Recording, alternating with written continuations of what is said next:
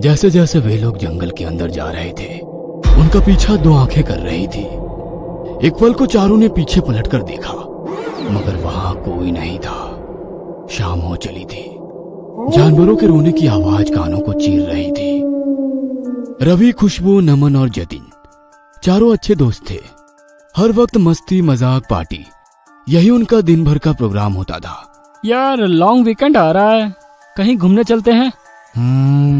Idea तो अच्छा है, मगर कहाँ चलेंगे? क्यों ना लोनावला चले? लोनावला चले? बक, हर बार एक ही जगह। इस बार कुछ डिफरेंट करते हैं यार। Something thrill. हाँ, रात को टॉयलेट भी अकेला नहीं जाता है, मम्मी को उठाता है और बोल रहा है समथिंग थ्रिल। देख, तू मेरे पड़ोस में रहती है, इसका मतलब ये नहीं कि मेरी बातें सारे लोगों को बताती फिरे। तो गुस्सा हो रहा है, इसका मतलब खुशबू सही कह रही है, तुझे डर लगता है। हाँ, लगता है डर, तो क्या करूँ? इसलिए तो कह रहा हूँ, दोस्तों के साथ रहकर थोड़ा डर कम करना है। मगर तुम लोग तो मेरी ही हंसी उड़ा रहे हो। जाओ, मुझे कहीं नहीं जाना। अरे यार नमन, तू तो गुस्सा हो गया। बता कहाँ चलना है? इस बार तेरी बताई हुई जगह पर ही चलेंगे। रवि के कहने पर नमन अपने मोबाइल में कुछ सर्च करने लगा। कुछ देर के बाद उसकी आंखों में चमक आ गई और वो मुस्कुराकर बोला, मैंने तुम लोगों को लोकेशन शेयर की है, देखकर बताओ मैंने सही जगह सेलेक्ट की है या नहीं। नमन के कहने पर सभी लोग अपने अपने मोबाइल में देखने लगे। सबका चेहरा एकदम सफेद हो गया था। आर यू मैड नमन? ये क्या बकवास है? और नहीं तो क्या, इस जगह पर कोई नहीं जाएगा। अभी तो तुम लोग मेरी हंसी उड़ा रहे थे, अब क्या हुआ? तुम लोग डर गए? नमन, ये मजाक करने का वक्त नहीं है। हम लोग तेरे साथ मजाक कर रहे थे और तू हम लोगों की जिंदगी के साथ खेलना चाहता है। तुझे पता है ना, वहाँ से आज तक कोई जिंदा नहीं आया। बड़े हीरो बनते फिरते हो तुम सब। जरा अपनी शक्ल देखो, 12 बजी हुई है। यदि चलना है तो एक रात का प्रोग्राम यही का बनाते हैं। सारा अरेंजमेंट मेरी तरफ से। हिम्मत है तो बोलो। हिम्मत और बेवकूफी में फर्क होता है। वहाँ जाना सरासर बेवकूफी है।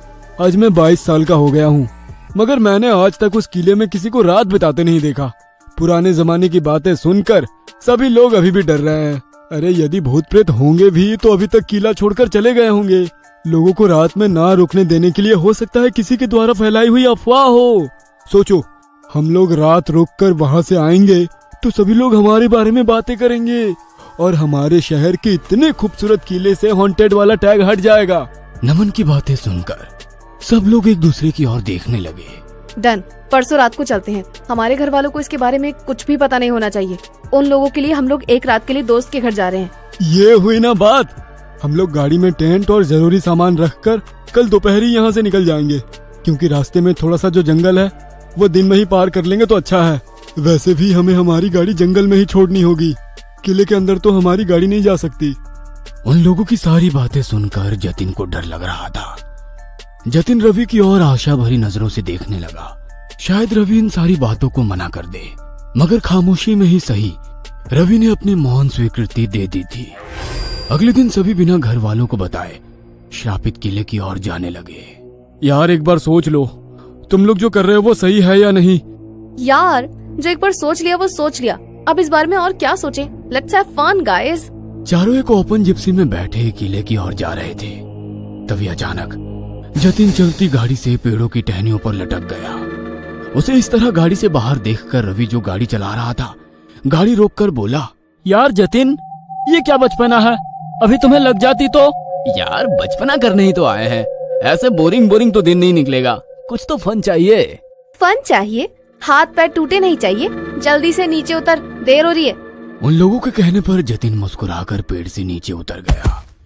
वो अब जिप्सी की पिछली सीट पर नमन के साथ खड़ा था। तभी अचानक नमन की चीख निकल गई। रवि ने गाड़ी रोककर पीछे देखा।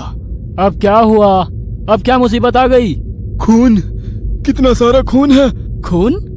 कहाँ है खून? तुझे होश भी है? तेरे कपड़ों पर। नमन के कहने पर सब लोग जतिन की ओर देखने लगे। जतिन के कपड़ों पर जगह जगह खून लगा हुआ था। ये खून कहाँ से आया? मुझे नहीं पता। अभी ये बंदरों की तरह पेड़ पर लटका था ना, तो हो सकता है पेड़ पर कोई जानवर मरा हो, उसी का खून होगा। किले पर पहुंचकर कपड़े बदल लेना। सभी लोगों को रवि की बात सही लगी। चारों आगे बढ़ने लगे। कुछ दूर जाने के बाद किले की चढ़ाई शुरू हो गई थी। अभी यहाँ से हम लोगों को पैदल जाना होगा। मैं और खुशबू थोड़ा सामान लेकर आगे चलते हैं। जतिन और नमन, तुम दोनों मिलकर टेंट और खाने पीने का सामान लेकर आओ। चारों अपने हाथों में सामान लेकर किले के अंदर दाखिल हो गए। किले में अजीब सा सन्नाटा था। दूर कहीं दो आंखें उन लोगों को घूर रही थी। जैसे जैसे शाम हो रही थी, बाहर से जानवरों के रोने की आवाज बढ़ रही थी। जतिन सबके लिए टेंट लगा रहा था। अरे नमन, जरा इधर तो आ। क्या हुआ? अरे यार, पूरा टेंट फिक्स हो गया है, केवल एक ये रह गया है। इस रस्सी को पकड़, एक कील शायद जीप में ही रह गया है, उसके बिना टेंट फिक्स नहीं होगा। जतिन नमन को रस्सी पकड़ाकर अकेले जीप की ओर जा रहा था। तभी उसके पीछे से एक साया निकला। जतिन ने पीछे मुड़कर देखा तो कोई नहीं था। वह जीप की ओर चलने लगा। जब वो काफी देर तक भी नहीं लौटा तो नमन परेशान होकर बोला, ओए लैला मजनू, दोनों का अकेले अकेले घूमना हो गया हो तो जरा जाकर देखो। ये जतिन मुझे ये रस्सी पकड़ा कर गया है। पिछले 20 मिनट से उसका इंतजार कर रहा हूँ, मगर अभी तक नहीं आया। रिलैक्स यार, रहा होगा। खुशबू के बोलते ही उन लोगों को सामने से जतिन आता नजर आया। ये देख, सामने से आ रहा है। तू भी ना बिना मतलब खुद भी परेशान होता है और दूसरों को भी करता है। जतिन आकर टेंट को फिक्स कर देता है, मगर नमन को जतिन की आंखें लाल नजर आती है। जतिन, तेरी आंखों को क्या हो गया? जतिन गुस्से में उसकी ओर देखने लगा। उसे गुस्से में देखकर खुशबू ने बात को संभाली और कहा, यार नमन, तुझे भी बाल की खाल निकालने की आदत है।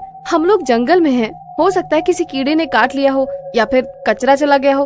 अभी कुछ देर में ठीक हो जाएगी।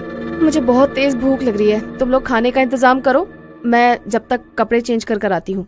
कहकर खुशबू टेंट के अंदर चली जाती है। नमन को अभी भी खुशबू की बातों पर यकीन नहीं होता है और वह बार बार जतिन की ओर देख रहा था। जतिन की आंखें लाल होने के साथ साथ स्थिर भी थी, उसमें कोई हलचल नहीं थी। खुशबू टेंट में कपड़े बदल रही थी। उसे टेंट में किसी के होने का एहसास हुआ। यार रवि, तुम्हें जरा भी सब्र नहीं है ना? मैंने कहा ना कपड़े चेंज कर आती हूँ, टेंट से बाहर जाओ। कहते हुए खुशबू पलटी तो टेंट में कोई भी नहीं था। टेंट की चेन लगी हुई थी। खुशबू मुस्कुराकर खुद के सर पर मारते हुए बोली, ओहो, मुझे भी ना हर वक्त हर जगह रवि के होने का एहसास होता है। सभी लोगों को पता है, मगर ये रवि है कि मानने को तैयार नहीं है कि हम दोनों एक दूसरे से प्यार करते हैं। आज रात को इसे प्रपोज जरूर करूंगी। खुशबू सोच ही रही थी कि उसके पीछे से दो आंखें जो उसे देख रही थी टेंट से बाहर निकल गई। खुशबू कपड़े चेंज करके टेंट से बाहर आई। उसकी आंखों में भी जतिन की आंखों की तरह सुनापन था। वह फटी आंखों से सबको देख रही थी। रवि जंगल में खुद को गर्म करने के लिए लकड़ियां जला रहा था। यार नमन, सारी व्यवस्था तू करने वाला था। देख ले तेरी व्यवस्था, इतनी सी लकड़ी है और अब तो अंधेरा भी हो गया। यहाँ लकड़ी कहाँ मिलेगी?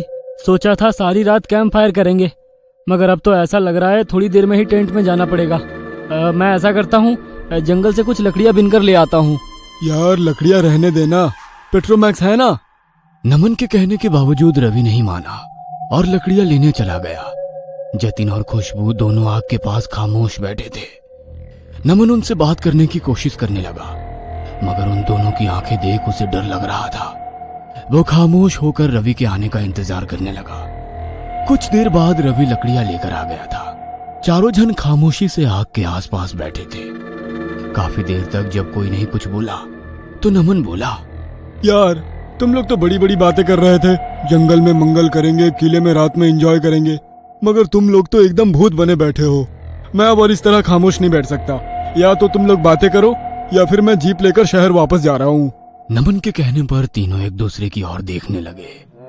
तीनों के चेहरे पर मुस्कुराहट आ गई और उनकी आंखें लाल चमक रही थी।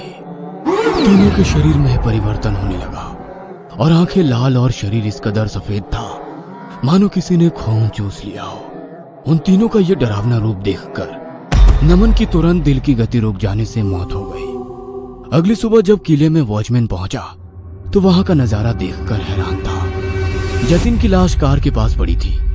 थोड़ा आगे बढ़ा तो रवि की लाश जंगल में थी।